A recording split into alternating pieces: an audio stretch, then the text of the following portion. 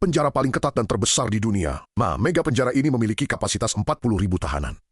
Inilah orang-orang paling tidak aman yang bahkan dapat Anda bayangkan. Berapa banyak nyawa orang yang telah kamu akhiri? Apakah 5 atau 10 berapa banyaknya? Lebih dari 50. Miss 13 dan banyak geng lainnya.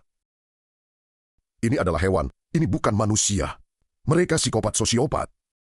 Jenis orang yang kita miliki di sini. Kita akan melihat yang terburuk dari yang terburuk. Selamat datang di Siko, penjara terbesar di dunia berdasarkan kapasitas di El Salvador, yang dibangun untuk memenjarakan profil tertinggi. Penjahat mereka yang masuk penjara ini ditakdirkan untuk tidak pernah pergi hidup-hidup. Tidak ada jalan keluar. Bagaimana Anda akan keluar dari ini? Alasan mengapa negara kecil berpenduduk 6 juta ini membutuhkan penjara terbesar adalah geng. Pernah mendominasi negara. Geng-geng ini menghadapi tindakan keras yang dramatis mulai Maret tahun 2022. Di bawah pemerintahan Presiden Nayib Bukele, lebih dari 70.000 individu, sekitar 2% dari populasi orang dewasa di negara itu, ditangkap hanya dalam waktu 16 bulan. Bus mengangkut ribuan orang Cina, anggota geng ke Sikor, dalam operasi waktu malam yang terkoordinasi dengan ketat. Duduk satu di belakang yang lain, kepala menunduk mereka tampak seperti massa tunggal. Dikelilingi oleh penjaga bersenjata, tak satu pun dari mereka berani menolak perintah. Hidup mereka telah berubah hari ini. Dalam film dokumenter ini kami akan mewawancarai salah satunya, salah satu pemimpin geng paling kejam. Dikenal dengan julukan Su. 10 menit Anda hanya punya 10 menit. Dibangun pada tahun 2022, penjara besar ini terdiri dari 8 modul terpisah yang tersebar di 410 hektar tanah. Setiap pasang modul dilampirkan oleh 2 modul yang terpisah. Tembok setinggi 3 meter dengan kawat silet. Seluruh fasilitas dikelilingi oleh menjulang tinggi. Temboki secisi 9 meter dengan pagar listrik setinggi 3 meter. Membawa 15.000 volt. 19 menara pengawas memastikan tidak ada yang luput dari perhatian. Seluruh desain tidak hanya mencegah pelarian. Itu menghapus gagasan itu sendiri. Hei lu. Halo, kami memiliki izin dari kepresidenan. Para prajurit menghentikan kami. Kami berharap ini akan menjadi pos pemeriksaan terakhir. Pengacau memblokir semua sinyal dalam radius 2 km dari Siken.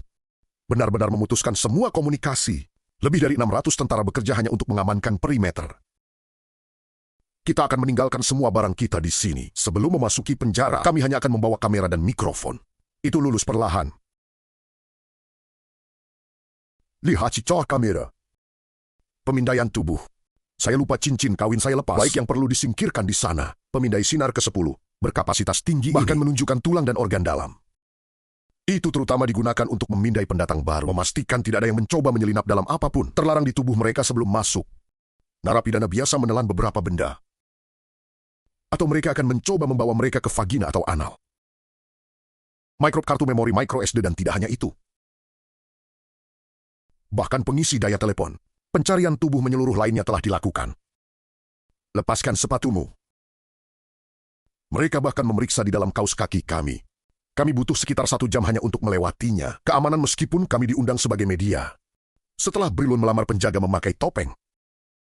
Karena mereka melakukan pekerjaan yang berisiko di sini. Jadi jika mereka diidentifikasi, mungkin lebih berisiko bagi mereka untuk pergi ke pusat kota. Karena geng-geng ini memiliki banyak koneksi. Jadi mereka harus merahasiakan identitas mereka. Kenapa kamu tidak memakai topeng? Saya harus berbicara dengan mereka secara langsung. Menatap mata mereka. Mereka sudah tahu siapa aku. Kami berada di ruang pendaftaran. Daerah ini hanya untuk narapidana. Ketika seorang penjahat ditangkap di jalan, mereka tidak membawa ID atau memberikan nama asli mereka. Itu sebabnya sidik jari dan foto mereka diambil di sini untuk mendaftar di sistem. Begitu mereka menjadi bagian permanen dari sektor, narapidana kehilangan semua kontak dengan orang yang disintai selama sisa hidup mereka karena kunjungan keluarga dilarang keras. Penting juga untuk diperhatikan bahwa sejumlah kecil orang yang tidak bersalah salah di penjara selama penumpasan besar karena kebijakan tidak ada kontak. Keluarga mereka tidak tahu di mana mereka berada atau jika mereka masih hidup. Untuk beberapa film dokumenter ini bisa menjadi kesempatan pertama mereka untuk melihat orang terkasih yang hilang. Sebelum memasuki modul tempat para narapidana berada, kami mengunjungi gudang senjata penjara. Bagian ini adalah suatu keharusan jika terjadi kemungkinan kerusuhan. Dan narapidana ini adalah orang yang paling tidak aman di dunia. Jenis senjata api yang kami gunakan adalah senapan T65. Mirip dengan senapan 16 dan kemudian kami memiliki yang lain ini. Kami juga memiliki senjata api lainnya yang merupakan senapan 12 gauge. Senapan 6 jam memungkinkan kita untuk bermanuver di ruang yang terlalu sempit untuk dipindahkan. Setiap kali penjahat ditangkap dan diseret ke bus.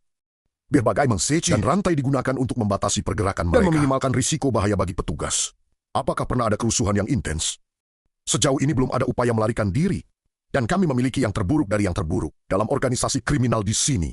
Perlengkapan anti huru-hara terdiri dari perlindungan kepala, pelindung wajah leher perlindungan, pelindung kaki rompi anti trauma, penjaga tulang kering dan tentu saja tameng. Umumnya di penjara-penjara, kami melihat narapidana menciptakan segala jenis senjata buatan tangan. Seperti semua atau pisau mereka dilindungi sepenuhnya. Anda dapat melihat bagaimana ia melindungi kakinya. Karena penjara ini begitu besar, kami harus naik bus ini. Kami memasuki area modul untuk menjaga keamanan negara. 1.000 staf anggota bekerja di dalam sana. Itu tidak mungkin, tapi mari kita bayangkan bahwa seorang narapidana keluar dari benteng. Kerikil ini yang Anda lihat diletakkan di sini dengan sengaja. Karena ketika mereka berjalan di atas kerikil ini, itu bekerja seperti sistem alarm. Itu membuat suara mereka tidak bisa menyelinap pergi. Apakah mereka telah mencoba melarikan diri? Tidak, tapi mereka mencoba. Sulici, Kara, mereka harus melalui serangkaian keamanan. Sing-sing. Dibangun dengan infrastrukturnya sendiri di daerah terisolasi. Termasuk sistem listrik dan pembuangan limbah untuk mencegah gangguan eksternal. Jika terjadi pemadaman listrik atau masalah pasokan air, tangki dan pembangkit listrik akan mempertahankan operasi. Hingga seminggu aku sangat bersemangat. Kita akan berhadapan langsung dengan penjahat paling berbahaya di dunia. Itu cukup menegangkan. Kita sedang memasuki salah satu modul sekarang. Kalian sedang melihat modul ketiga dan keempat. Bersebelang, seorang pelaku yang memasuki salah satu bangunan ini tak pernah keluar melalui pintu-pintu ini. Dalam beberapa langkah, kita akan dikelilingi lebih dari 2.500 narapidana. Ini seperti melangkah di tengah kekacauan yang terkendali.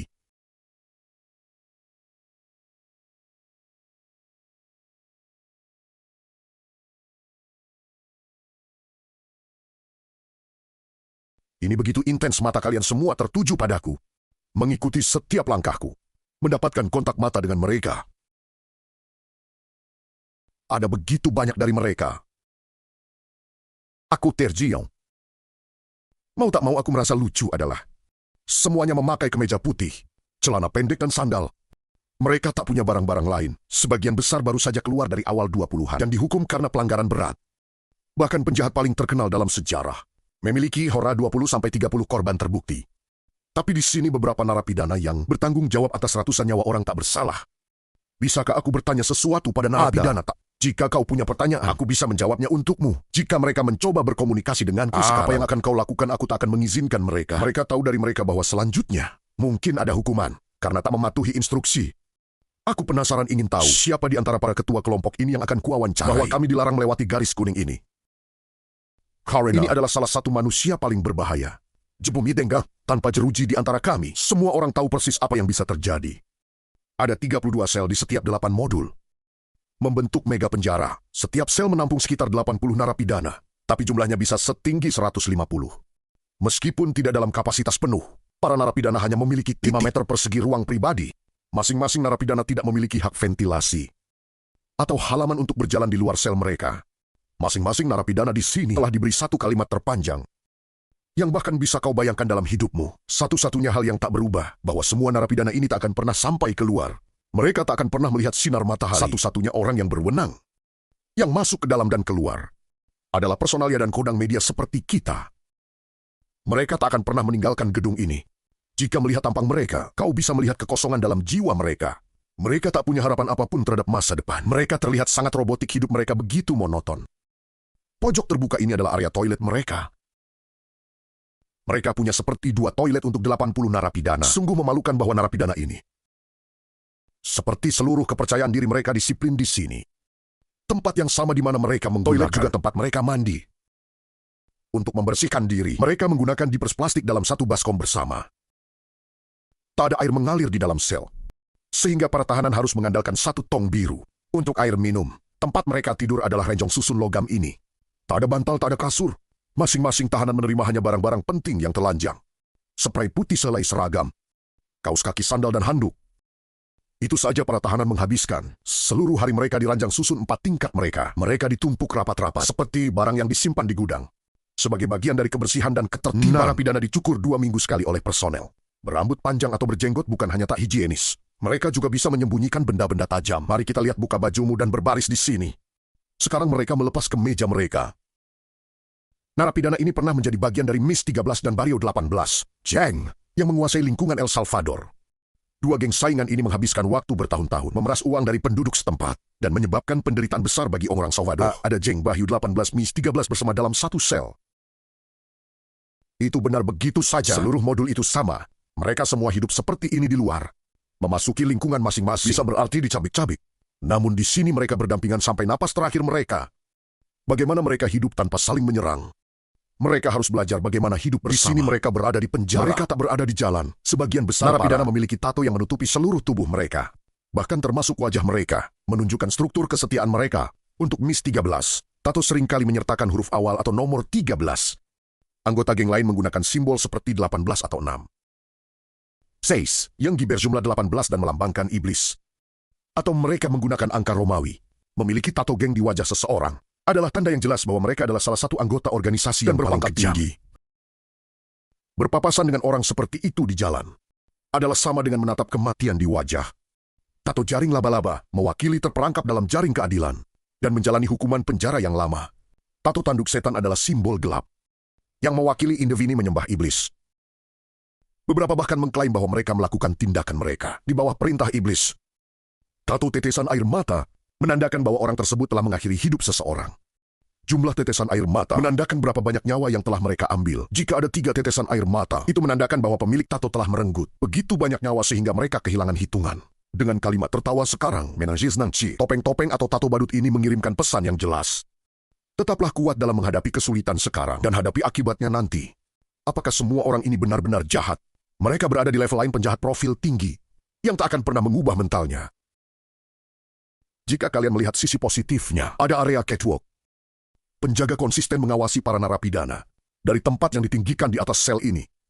Jika sesuatu yang mencurigakan terjadi, mereka akan turun tangan. Sementara jaringan kamera yang luas mengamati setiap sudut 24/7, memastikan tak ada yang luput dari perhatian. Modul-modul itu tetap menyala sepanjang siang dan malam untuk memantau ketika matahari terbenam. Lampu tetap menyala sepanjang waktu. Mereka terus-menerus diamati. Saya pikir ini adalah salah satu hal tersulit ketika mereka mencoba untuk tidur. Mereka menggunakan handuk mereka dan menutup mata mereka untuk menghalangi cahaya. Pengkhotbah di sini sedang mengajarkan beberapa pelajaran penting dari Alkitab.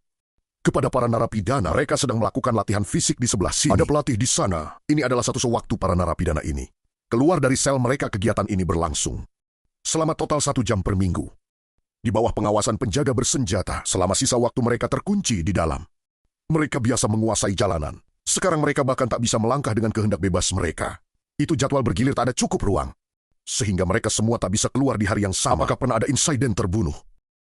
Ketika para narapidana ini berada di luar sel mereka, sejauh ini tak ada. Setiap kali kita memfokuskan kamera pada sel, kami sering memergoki seorang tahanan daya mengucapkan kata-kata. Bahkan di balik jeruji besi, anggota geng berusaha mengirim perintah keluar. Tahanan ini melakukan hal itu. Tapi kami menyensornya untuk memblokir pesan. Meskipun tindakan keras, kelompok-kelompok ini masih memegang kekuasaan signifikan di luar. Desas-desus menunjukkan mereka punya rencana untuk membalas dengan mengincar orang tak bersalah. Tapi sebagai tanggapan, pihak berwenang mengancam akan memaksakan tindakan yang lebih keras lagi pada anggota yang dipenjara. Jika mereka melakukan itu, bahkan tak akan ada 1 kali makan pun di penjara. Aku bersumpah demi Tuhan, mereka tak akan makan sebutir nasi. Mari kita lihat berapa lama homeboy mereka bertahan. Di dalam sini mereka memperoleh 3 kali makan pagi, makan siang dan makan malam. Sarapan biasanya kacang dan nasi. Untuk makan siang mereka memperoleh nasi putih dan pasta. Dan makan malam yang hampir sama. Satu-satunya yang berubah adalah minumannya. Tak ada makanan bergizi seperti ayam atau daging.